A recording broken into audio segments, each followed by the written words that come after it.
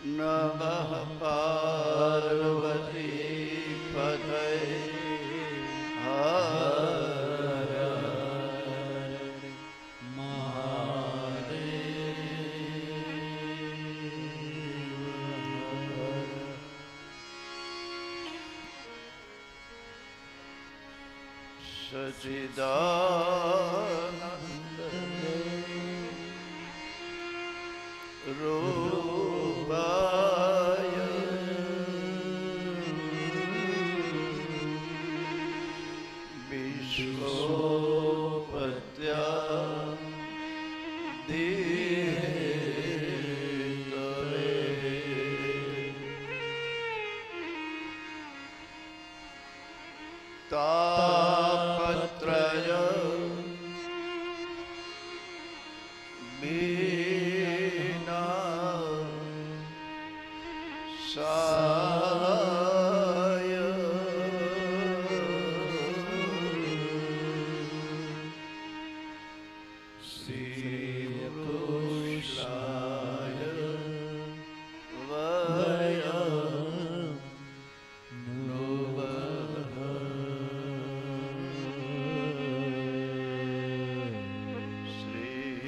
કૃષ્ણાય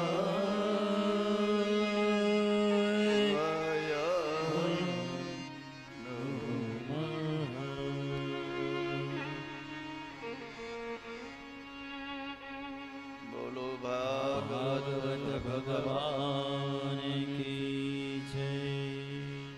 શ્રી સુખદેવજી મહારાજ કી જય. હરિ ઓમ હરિ ઓમ.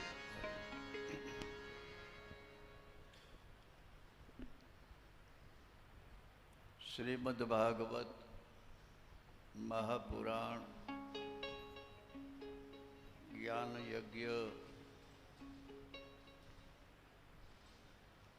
એનો આજે ચોથો દિવસ.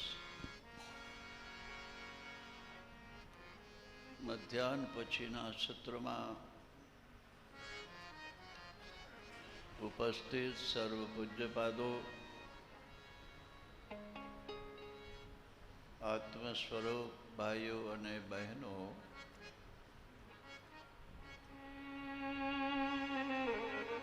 આપ સર્વના ભીતરમાં બિરાજમાન પરબ્રહ્મ પરમાત્માને મારા પ્રણામ.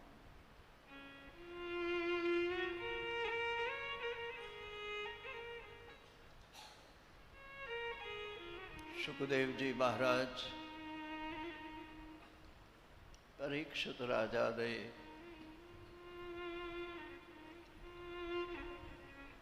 શ્રીમદ્ ભાગવતજીના દિવ્ય પ્રસંગો સંભળાવી રહ્યા છે.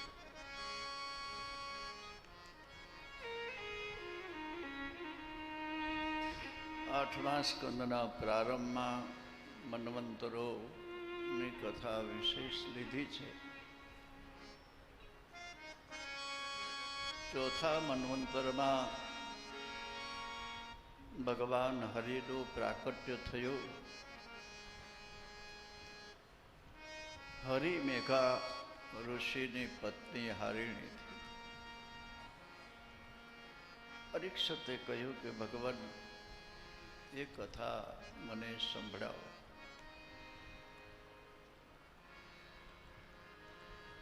સુખદેવજી મહારાજે કહ્યું કે ત્રિકુટાચલ નામનો એક પર્વત છે. એ વિસ્તારમાં એક ગજેન્દ્ર નામનો મહાબળવાન હાથી રહે છે. એની અનેક પત્નીઓ, અનેક બાળકો, મદનિયા. ક્યારેક ક્યારેક એ બહુ તોફાન કરતો જળાશયમાં પ્રવેશ કરી લે. એક વખત એણે જળાશયમાં પ્રવેશ કર્યો. મગરે એનો પગ પકડ્યો.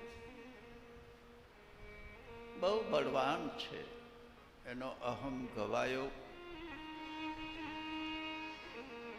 એણે નિર્ણય કર્યો કે આ મગરને પૃથ્વી પર લઈ જાઉં, જગદીન મારી નાખું. પણ કથામાં એવું બતાવે છે કે એનું બળ ત્યાં કામ આવ્યું નથી. એક કહેવત છે, યાસ ભૂમિ તાસ બળ. ગ્રાહ એટલે મગર જળનું પ્રાણી છે. હાથી પૃથ્વી પરનું પ્રાણી છે.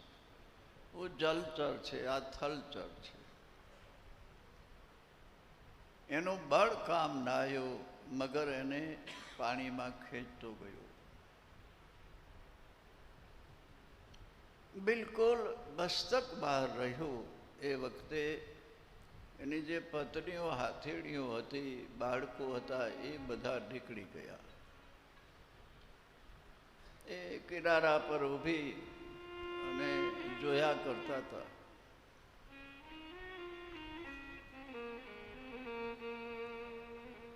હાથીને હવે ખ્યાલ આવ્યો કે આજ દિવસ સુધી જેની પાછળ સતત હું કાર્ય કર્યા કરતો હતો, જેને હું મારા માનતો હતો એ તો બધા નીકળી ગયા.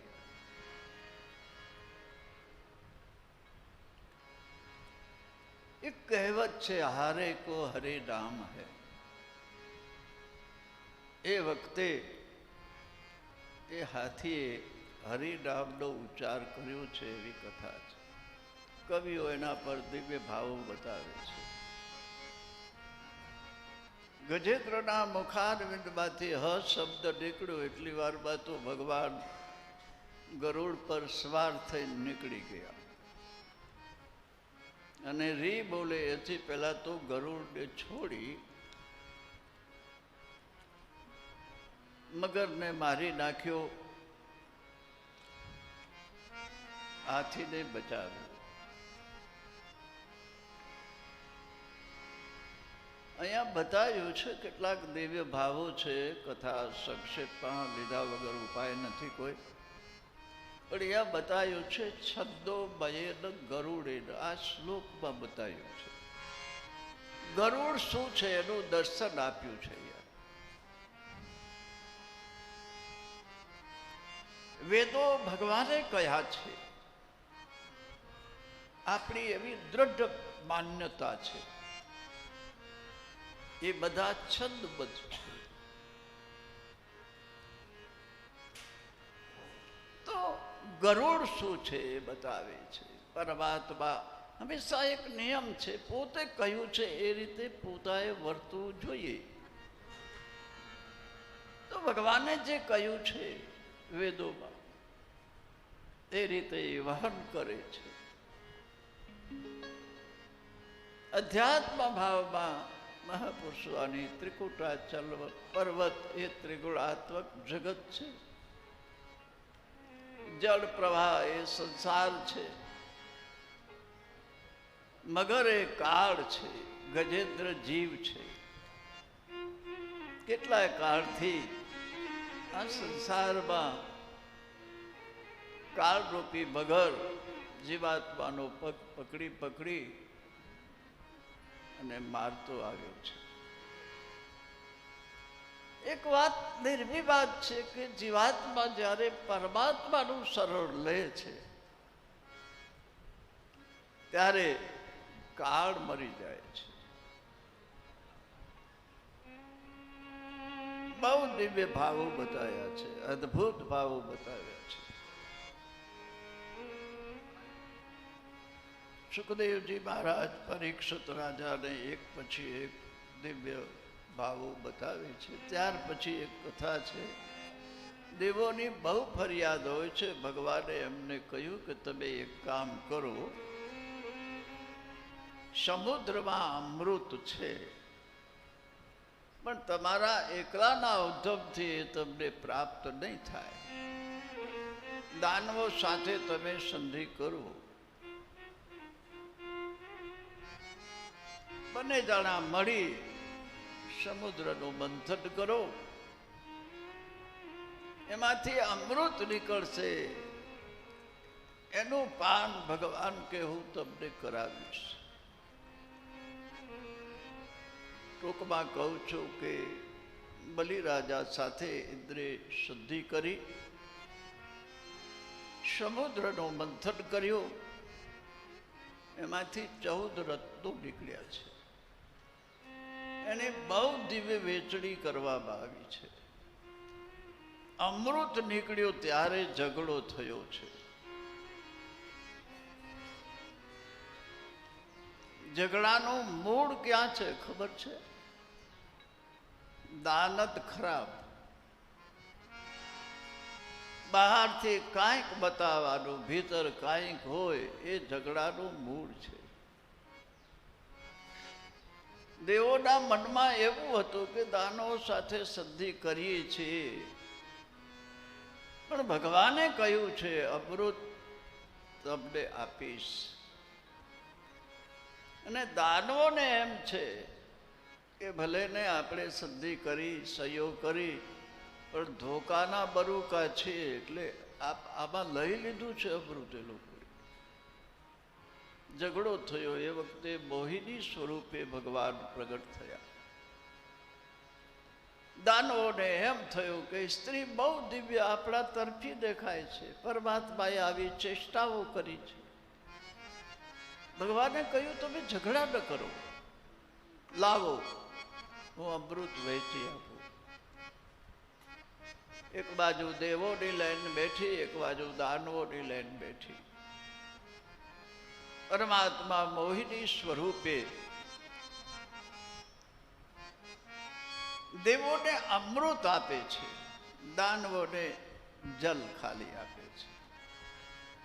કથામાં એવું છે, રાવ નામનો દાનવ એને વિચાર કર્યો કે આમાં કઈક દગો દેખાય છે, એટલે એ દાનવ સૂર્ય અને ચંદ્રની વચ્ચે બેસી ગયું. હંમેશા નિયમ છે, ઉતાવળમાં ભૂલો થવાનો સંભવ છે. ભગવાને એને અમૃત આપી દીધું, એને મુખમાં મૂકી દીધું. એ વખતે સૂર્ય ચંદ્ર બંને બોલ્યા કે આ તો ઓલો છે. ભગવાને સુદર્શન ચક્ર મૂક્યું, એનો મસ્તક ધડથી જુદું કર્યું, પણ અમૃતનું પાન કર્યું હતું એટલે એકના બે થયા, કેતું થયું. સમુદ્ર મંથનની કથા સંક્ષેપમાં સુખદેવજી મહારાજે પરીક્ષિત રાજાને સંભળાવી. ત્યાર પછી પ્રસંગ લીધો છે. એક વખત ભગવાન ભોળાનાથ ભગવાન વિષ્ણુને મળ્યા અને કહ્યું કે મને જાણવા મળ્યું કે તમે મોહિનીનું સ્વરૂપ લીધું હતું. ભગવાન એ મારે જોવું છે, આપ કેવા બન્યા હતા. ભગવાને કહ્યું કે ભાઈ રહેવા દો, એ તો હવે જ્યારે એની જરૂર હતી ત્યારે મેં એવું રૂપ લીધું હતું, પણ હવે એ કાર્ય પતી ગયું, પછી તમારે તો કે ના મારે જોવું છે. ભગવાને કહ્યું બતાવીશ. એક વખત ભગવાન સદાશિવ ભવાની સાથે કૈલાસની બહાર તળેટીમાં બેઠા હતા. એમાં એક દિવ્ય સ્ત્રી નીચે ઉપવનમાં દડા ઉછાળતી હતી, રમતી હતી દડાથી. વસ્ત્રો બહુ બારીક પવનમાં આડાવડા થવા લાગ્યા. ભગવાન શંકરની દ્રષ્ટિ એ તરફ ગઈ. ભગવાન શંકરને એ પણ સમૃદ્ધિ ન રહી કે ભવાની બેઠા છે. આ પ્રસંગો લીધા છે વિષયોની પ્રબળતા માટે, તમને મને સાવધાન કરવા માટે કે તમે ગમે એ કક્ષાએ પહોંચો, તમારું ભજન ગમે એટલું હોય, પણ ક્યારે એવું માની ન લેશો કે અમને શું વાંધો છે. ક્યારે વાંધો પડશે એ કાંઈ નક્કી નથી. આ બ્રહ્માનો ભગવાન શંકરનું ઉદાહરણ આપ્યું. મેં આપને કહ્યું તું, બ્રહ્મા મોહે શંકર મોહે ઇન્દ્ર મોહે બલકારી, સનકાદિક નારદ મુનિ મોહે તો દુનિયા કોણ બિચારી. બહુ દિવ્ય ભાવો છે, ગાશું બેટા, આજ તો જવા દો મને. છોકરા મસ્તીમાં છે. ભગવાન શંકર દોડ્યા સ્ત્રીને પકડવા, સ્ત્રી ભાગી. ભગવાન દોડ્યા, પણ આમાં એવું બતાવ્યું છે એમનું કામ નિવૃત્ત થયું. જ્યારે આવું બન્યું ત્યારે ભગવાન સ્વયં વિષ્ણુ સામે ઊભા ઊભા હસતા હતા. ભગવાન શંકર પણ હસ્યા કે તમારી માયા જબરી, કે હું તમને કહેતો હતો કે તમે રહેવા દો, પણ તમે માન્યા નહીં.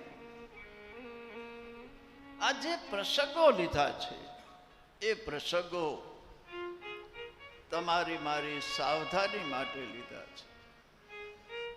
ત્યાર પછી થોડી મન્વંતરોની વળી કથા લીધી છે, અને ત્યાર પછી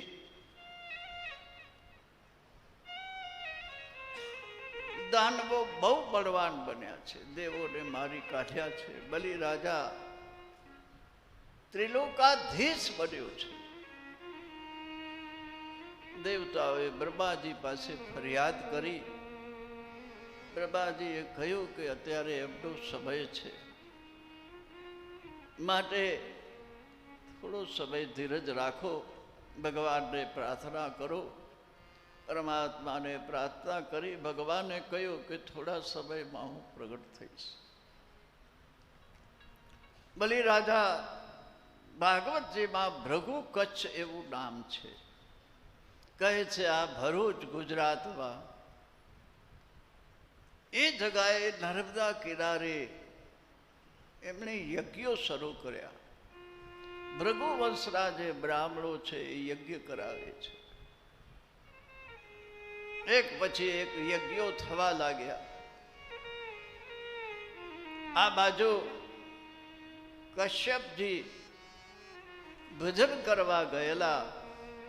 એ ભજન કરીને જ્યારે આવે છે આશ્રમે, તો અદિતિ બહુ દુઃખી હતી.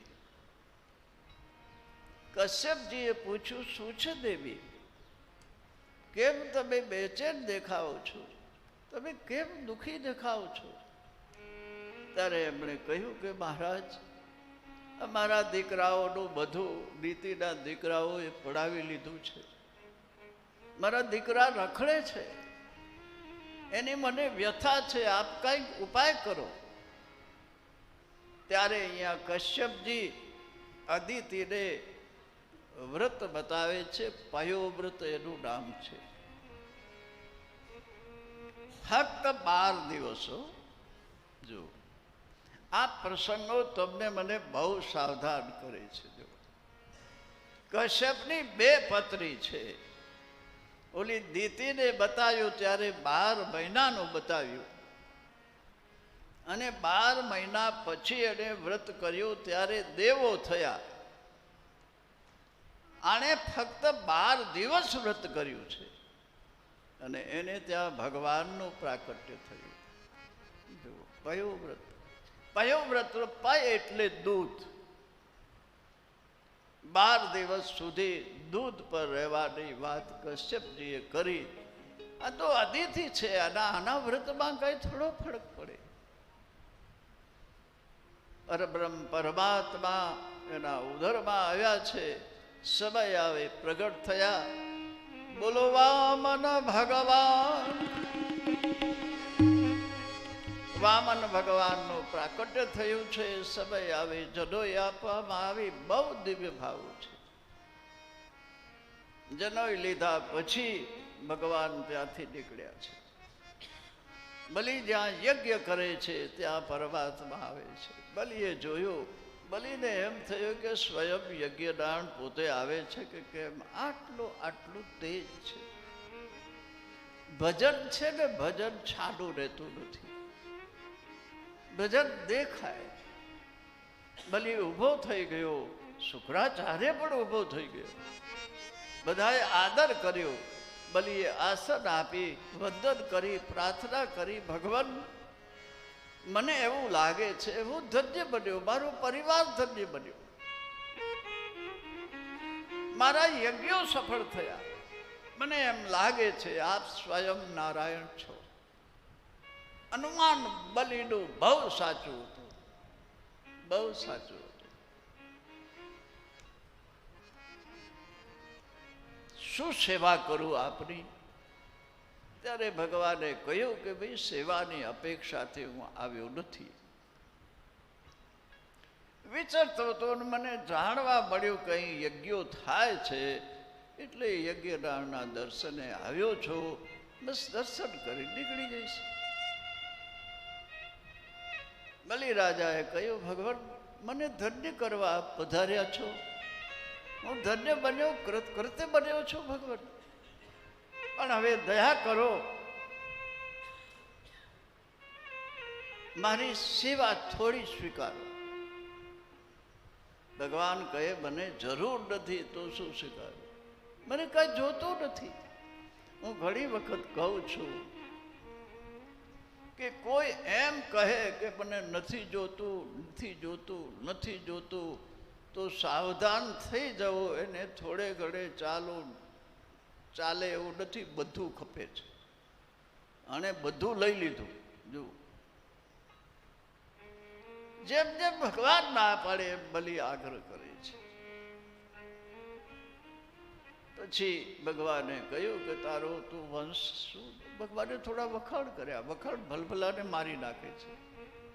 પ્રશંસાને મહાપુરુષો ધીમું પોઈઝન કહે છે.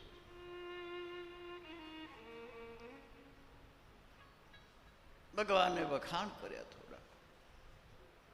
તું તો આવું બોલ ના, કારણ કે તારો વંશ કેટલો ઉજ્જવળ છે. ભગવાને કહ્યું કે તારો ભાવ છે તો આમ તો કાંઈ જરૂર છે નહીં મને, પણ 3 ડગલા પૃથ્વી એ મારા ડગલા, તારા નહીં કે બીજા કોઈના નહીં.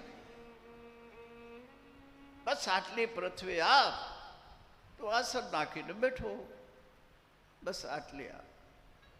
બલિ અહીં હસ્યો. બલિએ શુક્રાચાર્યને કહ્યું છે, બલિએ ભગવાનને પણ કહ્યું છે કે તમે ચર્ચા કરો છો એ તો વૃદ્ધ જેવી લાગે છે, પીઠ માણસ બોલતો એવું બોલો છો, પણ બુદ્ધિ બાલક જેવી છે. હું બલિ છું. તમે કોઈ આખો ખંડ માગી લો તો હું આપી દઉં. 9 ખંડમાંથી બધા મારા છે. ભગવાને કહ્યું તારી વાત તો સાચી છે, પણ મને જરૂર નથી. બલિરાજાએ મનથી સમાધાન મેળવ્યું. ઠીક છે, લેતો છે. શુક્રાચાર્યને કહ્યું, ગુરુ મહારાજ આ બાલિશ બાલક જેવું બોલ્યા કરે છે, માંગે છે, ઠીક છે, પણ મારી ભાવના સંતોષાય છે, આપ સંકલ્પ વડાવો.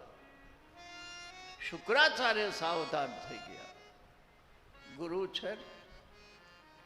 શુક્રાચાર્ય વિચાર કર્યો કે આમાં કઈ કપટ છે. આ વામન બનીને આવ્યો છે, પણ છે ઓલો વિષ્ણુ. એ જાણી ગયા. બલિરાજાને કહ્યું કે હું સંકલ્પ નહીં વડાવું. બલિરાજા કે શું કામ? કે આ તને વામન દેખાય છે ને, એ હકીકતમાં વામન નથી, વૈરાટ છે, પેલો વિષ્ણુ દેવોનો પક્ષપાતી. આજ દિવસ સુધી મેં જે મહેનત કરી છે તારા માટે, એના પર એ પાણી ફેરવવા આવ્યો છે. માટે તું એને ના પાડી દે. બલિએ કહ્યું, મહારાજ હકીકતમાં જો તમે જાણતા હો કે વિષ્ણુ છે, અને બીજું મેં વચન આપ્યું છે, બધું જાય કોઈ પણ, હું એનાથી ડરતો ન, હું મારું વચન ભંગ કરવા નથી માંગતો. મેં વચન આપ્યું છે, માટે સંકલ્પ વડાવો. બોલે નહીં. ત્યારે બલિએ કેટલીક ચર્ચાઓ તો વક્તાઓ કરતા હોય છે પોતાની રીતે, કે બલિએ એમ કહ્યું કે તમે 100 યજ્ઞ મને પૂરા કરાવીને ઇન્દ્ર કાયમને માટે બનાવી દેશો, પણ હું ઇન્દ્ર બનીશ તેથી હકીકતમાં આ વિષ્ણુ હશે તો મારા કણે ભીખ માંગવા આવશે. તમારે તો ગૌરવ લેવા જેવું છે. તમે કહી શકો કે મારા સેવક કણે ભગવાન ભિખારી થઈને આવ્યો હતો, આવો અવસર પ્રાપ્ત થયો છે, આવો મોકો મળ્યો છે, તમે શા માટે રોકો છો? પણ શુક્રાચાર્ય 1 થી 2 ન થયા, ના પાડ્યું, સંકલ્પ નહીં વડાવો. ભગવાને કહ્યું કે જો ભાઈ ગુરુનું માનવું જોઈએ. અહીંયા આ પદ છે, બલિ ગુરુ તજ્યું કત બ્રજ બનીતા. 1 લાઈન ગાઓ. પ્રસંગ તો બહુ સુંદર છે. મેવાડની મહારાણી મીરા, એને મૂંઝવણ છે. એને ગોસ્વામીજીને પત્ર લખ્યો છે કે મારે ભગવાનનું ભજન કરવું છે, મારે સંતોની સેવા કરવી છે, મારે સંતોથી સત્સંગ કરવો છે, અને મારો પરિવાર રોકે છે, મારે શું કરવું જોઈએ? પરિવારને છોડું કે આ છોડું, મારે શું કરવું જોઈએ? તમે મને સલાહ આપો. વિનય પત્રિકામાં આ પદ પ્રસિદ્ધ છે.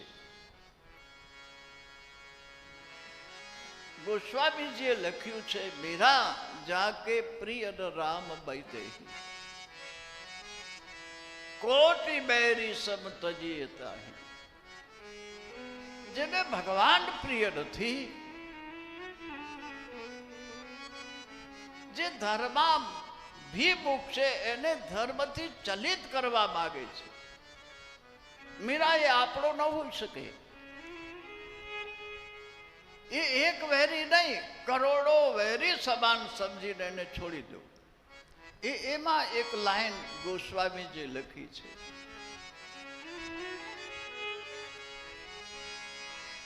જાકે પ્રિય રામ બૈસે, જાકે પ્રિય રામ બૈસે,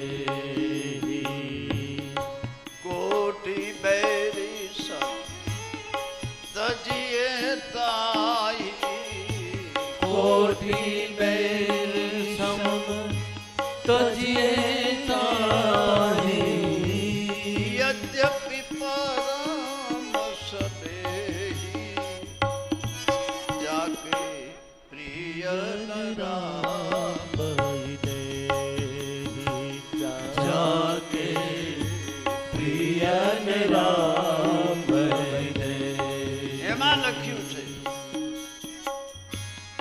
પિતા તજો પ્રહલાદ, વિભીષણ બંધુ, ભરત મહતારી. આની પાછળ ઇતિહાસો છે, ચર્ચાઓ છે. એમાં આવ્યું, બલિ ગુરુ તજો કાંત બ્રજ બનિતા, બલિ ગુરુ તજો કંત બજ બનીતા, ભય બુદ્ધ મંગલકારી, જાકે પ્રિય રામ બૈદેહી, જાકે પ્રિય રામ બૈદેહી, બૈદેહી, જાકે પ્રિય રામ. અહીંયા બતાવે છે, બલિ ગુરુ તજો. હકીકતમાં ગુરુને તજાય નહીં, સિદ્ધાંત એમ કહે છે. પણ બલિ કહે છે, અત્યારે ગુરુ ગુરુના સ્થાન પર નથી. જો આપણે જોઈએ છે, કેટલી ઊંચી કક્ષા પર લોકો હોય છે.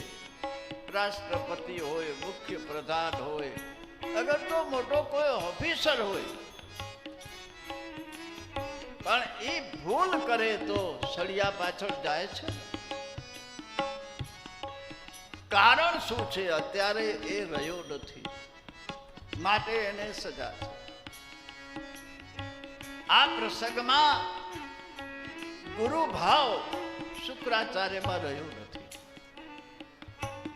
બલિ એટલા માટે એને છોડે છે. બહુ દિવ્ય ભાવો છે. પછી તો 3 ડગલા પૃથ્વીમાં આપવાનું થયું ત્યારે ભગવાન વામનમાંથી વૈરાટ થયા. બોલો વૈરાટ નારાયણ ભગવાન કી. 2 ડગલામાં બધું જ માપી લીધું. 1 ડગલું ઘટ્યું.